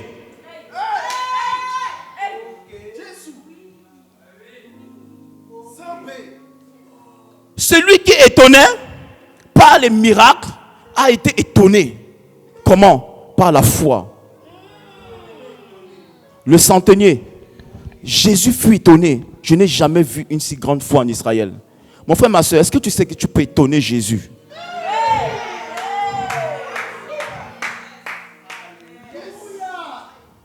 Quand tu étonnes Jésus, il y a des paroles maintenant qui vont sortir de son cœur. Pendant que les personnes qui sont autour de toi vont attendre les paroles qui vont sortir de sa bouche, n'est-ce pas? La bouche de l'homme de Dieu. Peu importe la bouche. Mais toi, quand tu vas l'étonner, il y a des paroles qui vont sortir de son cœur. Et que tu seras le seul à percevoir par l'esprit de prière. Qui veut étonner Jésus?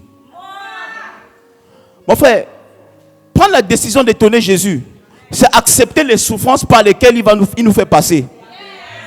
C'est accepter de rester droit dans ses bottes, quels que soient les vents et marées. C'est accepter de ne pas se comporter tout le monde. Lorsqu'on vit les mêmes situations que tout le monde. Tout le monde perd un proche. Mais tout le monde ne gère pas son deuil, ne vit pas son deuil de la même façon. Tout le monde perd de l'argent. Mais tout le monde ne vit pas la perte de l'argent de la même façon. Tout le monde peut perdre un boulot. Mais tout le monde ne vit pas le chômage de la même façon. Braska Pandaya. Tout le monde peut perdre un bien. Mais tout le monde ne vit pas la perte de ce bien de la même façon. Prendre la décision d'étonner Jésus, c'est décider de ne pas se comporter comme tout le monde, dans les mêmes situations que tout le monde vit.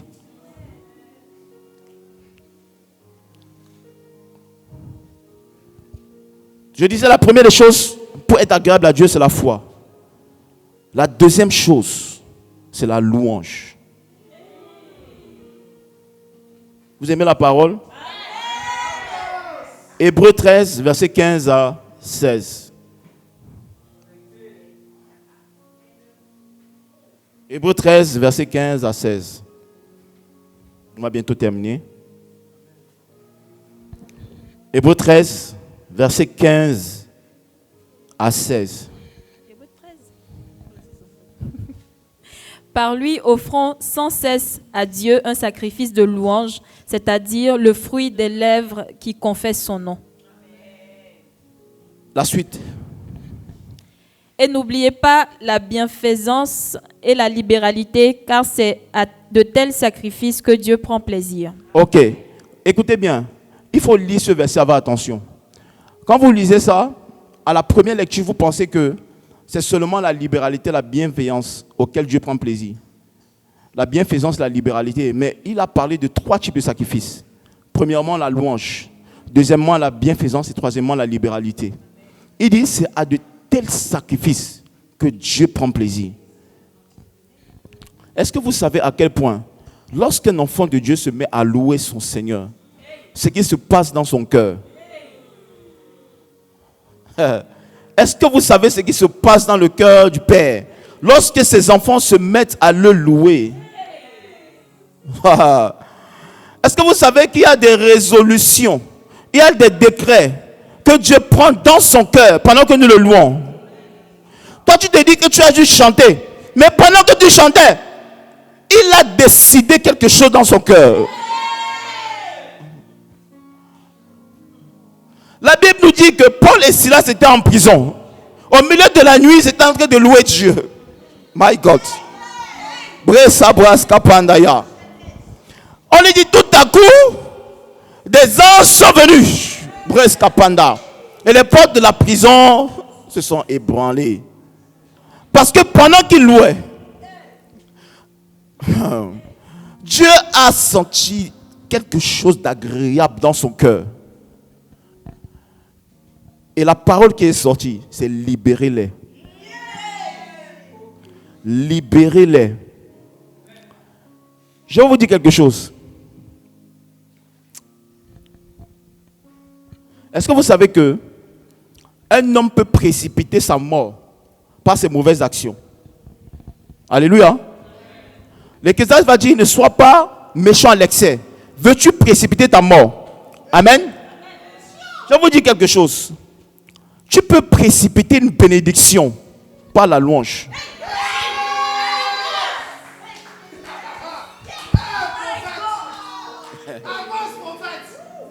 Je dis ceci. Tu peux précipiter une bénédiction par la louange.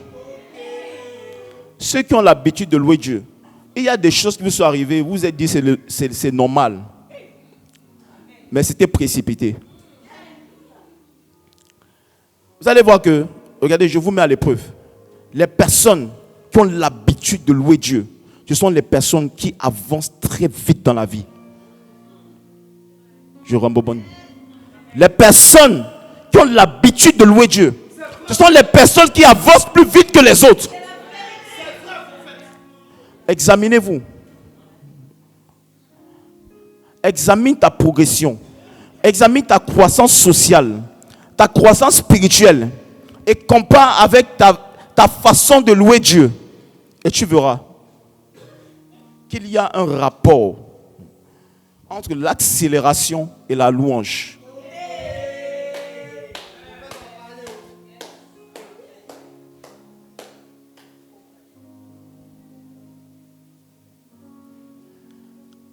Regardez. La Bible nous dit que Ézéchiel a vu une vision de la gloire de Dieu, n'est-ce pas? Alléluia. Et on nous dit que dans cette vision, la gloire de Dieu était assise sur des trônes. Et les trônes, c'est des personnes. C'est des anges qui ont des roues.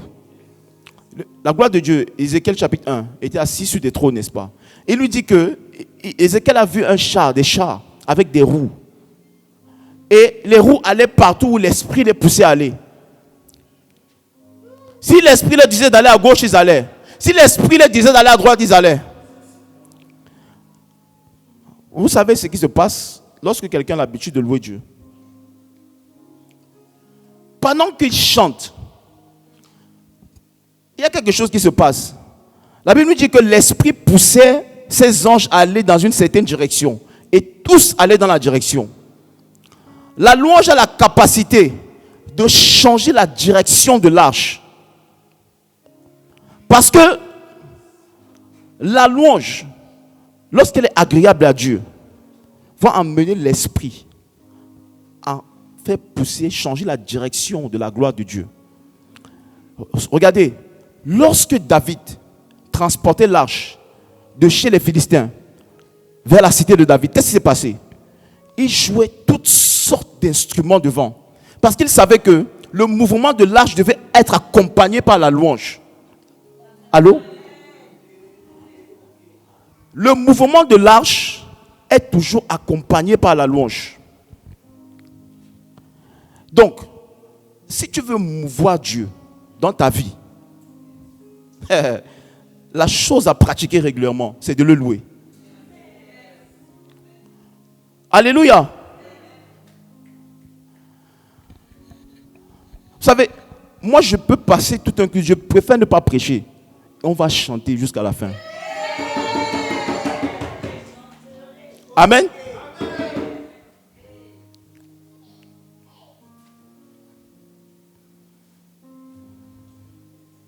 Je prierai jusqu'à ce que tu me parles. Je chanterai jusqu'à ce que tu m'entendes. Je crierai. Je crierai jusqu'à ce que tu me vois. Celui qui a fait les yeux, ne verrait-il pas? Celui qui a fait la bouche, ne parlerait-il pas? Celui qui a fait les oreilles, n'entendrait-il pas? Celui qui a fait les yeux, ne verrait-il pas? Celui qui a fait la bouche, ne parlerait-il pas? Celui qui a fait les oreilles, n'entendrait-il pas? Celui qui a fait les yeux, ne verrait-il pas? Celui qui a fait la bouche, ne parlerait-il pas? Celui qui a fait les oreilles,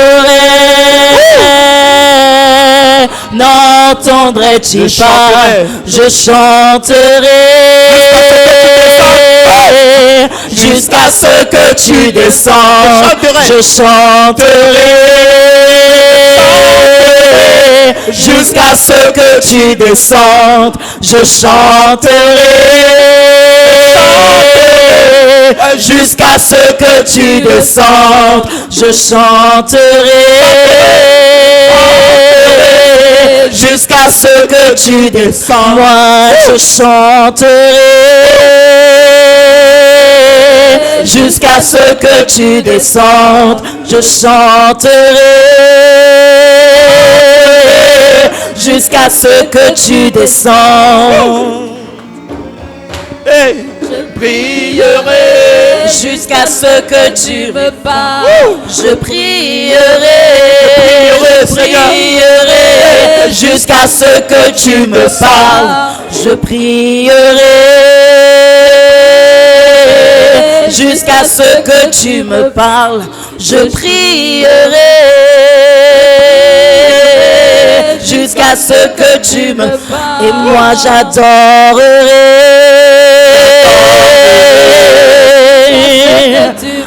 Oh oui, j'adorerai jusqu'à ce que tu me parles. Et moi je danserai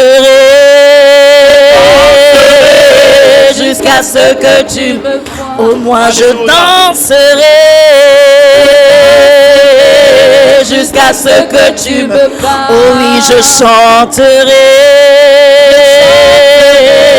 jusqu'à ce que tu me parles. Alléluia.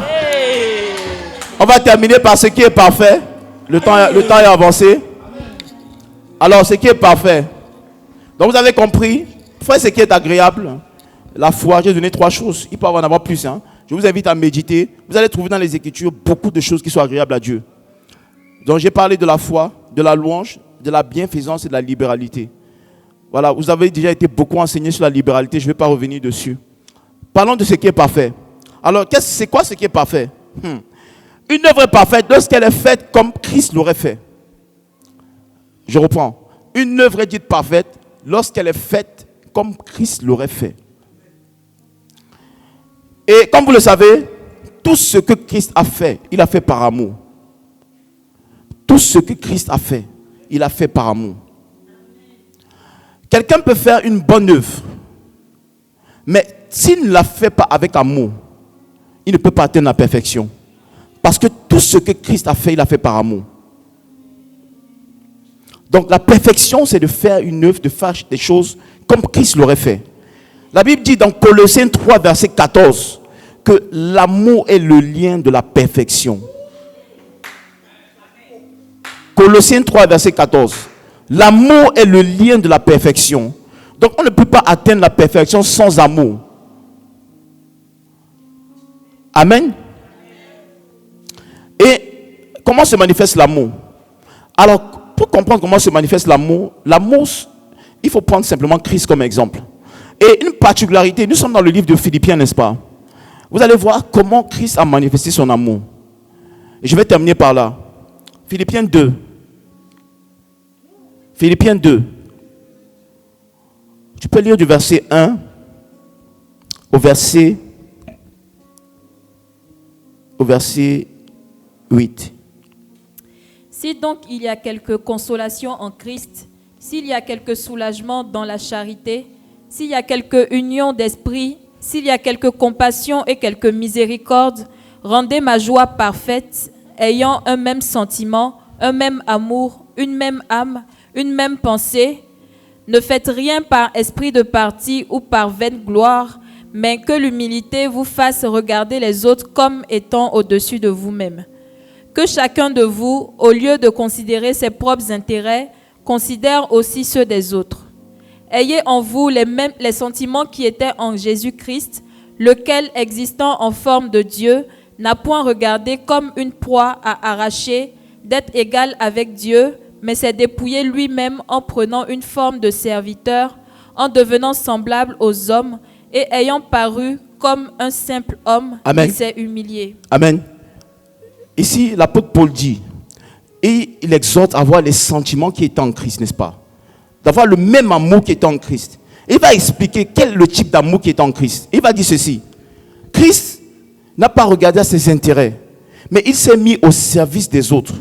Il était en forme de Dieu, mais il s'est dépouillé. Il a paru comme un serviteur pour servir. Alléluia. Donc l'amour dont on parle ici, c'est l'amour qui consiste à se mettre au service des autres. Voilà pourquoi il dit ici que chacun ne regarde pas ses propres intérêts, mais qu'il considère celui des autres. Donc, une des façons de pratiquer l'amour de Christ et de rechercher la perfection, c'est de commencer à se mettre au service des autres. Je ne sais pas, peut-être tu es venu, tu fréquentes cette communauté et toi tu t'es dit, bon, tu viens juste le dimanche, tu écoutes la parole et tu repars chez toi. J'aimerais que, avant de partir aujourd'hui, tu t'auto-examines. Quel est le service que tu rends aux autres? En quoi ta vie est-elle utile à ton semblable? Parce que Christ est venu pour se rendre utile. C'est ça la manifestation de l'amour de Dieu. Il existait en forme de Dieu, mais il a pris la forme d'un serviteur. Parce qu'un Dieu ne peut pas servir. Un Dieu est là pour être servi. Donc lorsque tu refuses de servir, tu te fais Dieu. Lorsque tu refuses, un chrétien qui est dans une communauté et qui refuse de servir, il est en train de se comporter comme un Dieu. La Bible dit que Jésus était en forme de Dieu, mais il n'a pas regardé son égalité à Dieu, mais il s'est dépouillé en prenant la forme d'un serviteur.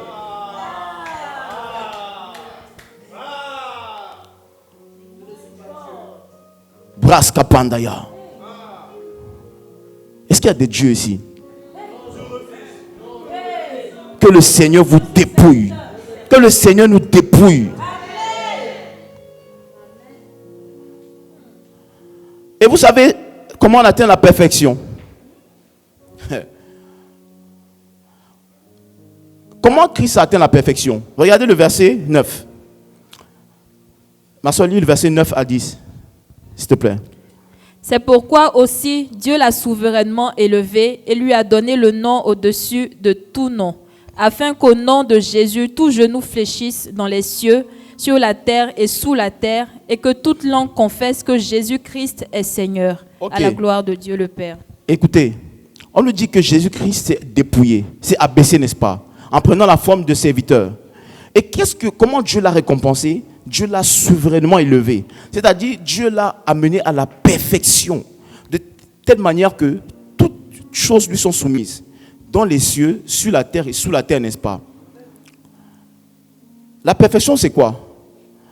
Atteindre la perfection, c'est lorsque tout ce qui est soumis à Jésus nous est aussi soumis. La perfection, c'est lorsque tout ce qui est soumis à Jésus nous sont aussi soumis.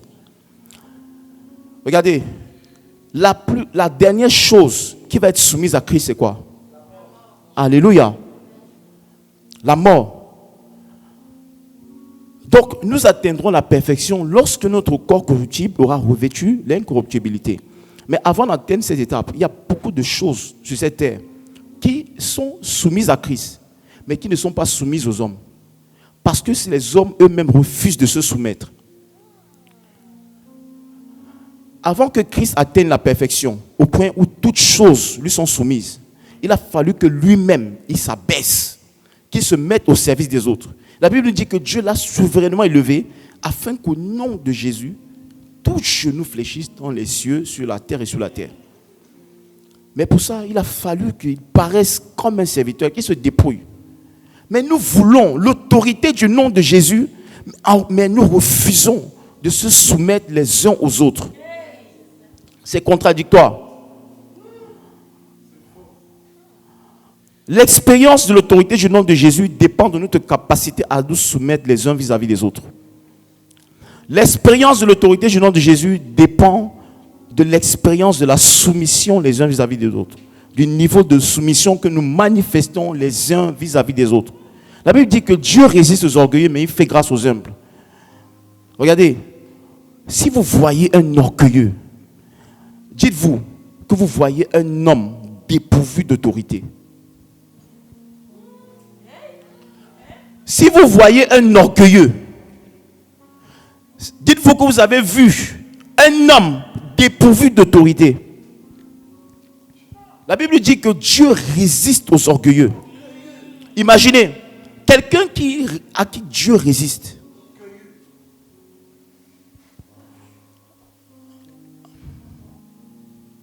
Refuser de se soumettre les uns vis-à-vis des autres, c'est accepter d'être orgueilleux. Accepter d'être orgueilleux, c'est renoncer à l'autorité de Christ.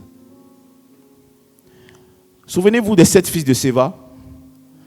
Ils sont allés chasser des démons au nom du Jésus que Paul prêche. Les 7 fils de Séva eux-mêmes n'étaient jamais été soumis à aucun homme. Et ils sont allés pour utiliser et expérimenter l'autorité du nom de Jésus. Mais ils ont été dépouillés. Celui qui est censé dépouiller a été dépouillé. Comment beaucoup de chrétiens de nos jours sont dépouillés par le monde des ténèbres? Es-tu dépouillé ou bien es-tu de celui qui dépouille? Tu dépouilles ou tu es dépouillé? Tu dépouilles ou tu es dépouillé? Si tu veux devenir celui qui dépouille, ça veut dire que tu es en train de chercher la perfection. Et pour cela, accepte de descendre. À compter d'aujourd'hui, refuse l'orgueil. Refuse les soumissions. Refuse les soumissions. Accepte de te mettre au service des uns des autres. Vous savez, la personnalité la plus élevée d'un pays, c'est le président de la République. Mais c'est également le plus grand serviteur de tous. La preuve en est qu'il est élu par le peuple pour le servir. La Bible dit Dieu a donné à l'Église des apôtres, des prophètes, des docteurs pour le perfectionnement des saints. Donc Dieu va donner des serviteurs à l'Église, des gens qui vont être au service des saints, dans le but d'atteindre la perfection. Ça veut dire qu'on ne peut pas expérimenter, rechercher la perfection sans rechercher d'abord le service. Sans rechercher d'abord la soumission. Parce que la perfection, comme je disais, c'est atteindre la statue parfaite de Christ. Et Christ a commencé d'abord par servir. Alléluia. Est-ce que quelqu'un a compris le renoncement à soi ce matin? Nous allons prier.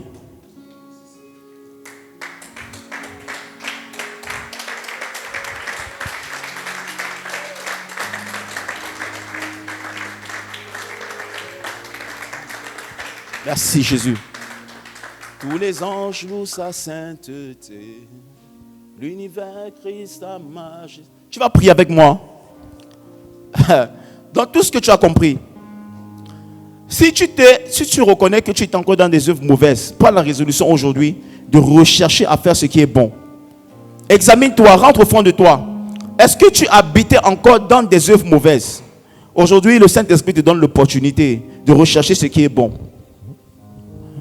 Si tu t'es arrêté à ce qui est bon, le Saint-Esprit te pousse à rechercher ce qui est agréable. Peut-être que tu avais arrêté de louer Dieu. Peut-être que lorsque tu passes par des moments difficiles, tu as du mal à le louer. Peut-être que toi, ta louange s'arrête ici le dimanche ou en semaine pendant les jours de réunion. Mais aujourd'hui, tu comprends que tu peux remuer le cœur de Dieu comme Noé, simplement en chantant ses louanges. Peut-être que tu avais pris l'habitude de refuser de te soumettre. Je t'ai dit, tu n'as pas besoin de servir. Tu n'es pas venu ici pour servir. Tu es venu juste pour recevoir. Mais aujourd'hui, le Saint-Esprit t'appelle et te dit, si tu veux être parfait, accepte de servir. Prie avec moi, selon ce en quoi tu te retrouves. Élève ta voix avec moi. Shebras kapandalaya. Sheketelepon.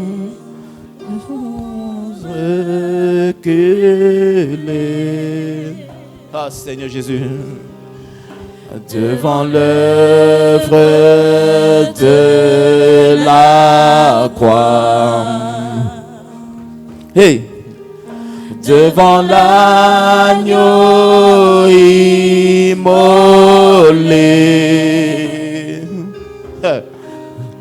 et le sang versé pour moi.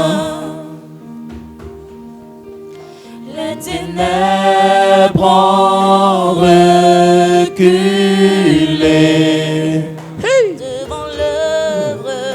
devant l'œuvre de la croix. Devant l'agneau immolé, et son sang versé pour moi. Les ténèbres ont reculé. Les ténèbres ont reculé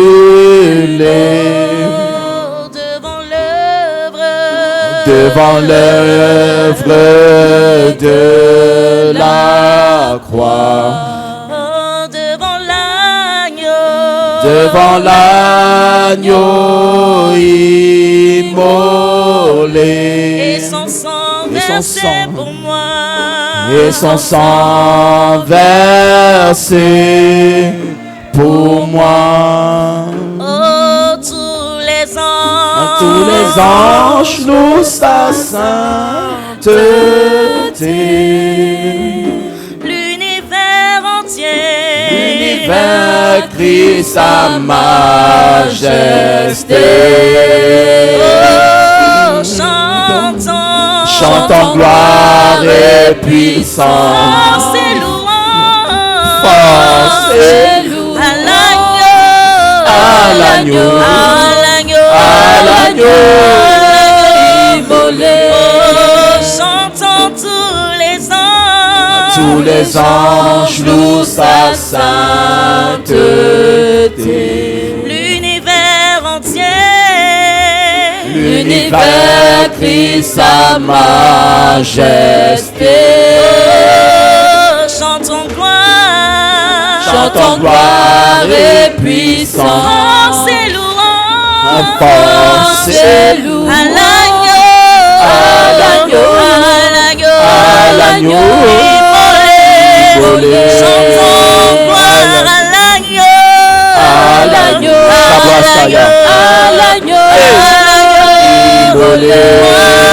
force à l'agneau, à l'agneau, de Dieu, à l'agneau, immolé. chantons louange à l'agneau, à l'agneau, à l'agneau, immolé.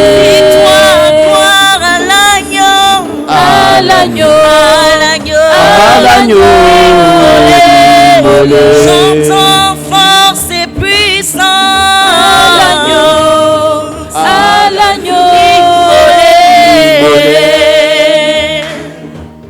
Prie avec moi, dis merci Seigneur pour ta parole. Seigneur, je prends la résolution, Papa, de mettre en pratique ce que j'ai entendu, Saint-Esprit. Merci, je veux rechercher encore ce qui est bon. Je veux abandonner ce qui est mauvais, Seigneur. Je veux rechercher ce qui est bon. Seigneur, je veux encore rechercher ce qui est agréable, Seigneur. Je veux, Seigneur, atteindre la perfection par l'amour, par le service. Donne-moi encore de me mettre au service des uns des autres. Donne-moi encore, Seigneur, oh, de te servir dans la charité, dans l'amour, Seigneur. Rakasakaya, remplis mes entrailles des sentiments qui étaient en Christ. Sakaya balos, braskaya balos, kataya balos, shabaria balos, sakayaba. Donne-moi de ne pas cesser de te louer, de ne pas cesser de pratiquer la libéralité, Seigneur, et de toujours, Seigneur, briller devant les hommes et que mes œuvres te glorifient. Seigneur, donne-moi de marcher dans les bonnes œuvres afin de te glorifier. Ah, wouh! Ila yabali ya saka, braska yabalo saka yabalish. À l'agneau. Amen. Qui a été béni par le message? Tu peux acclamer très fort pour le Saint-Esprit. Tu peux acclamer très fort pour Jésus.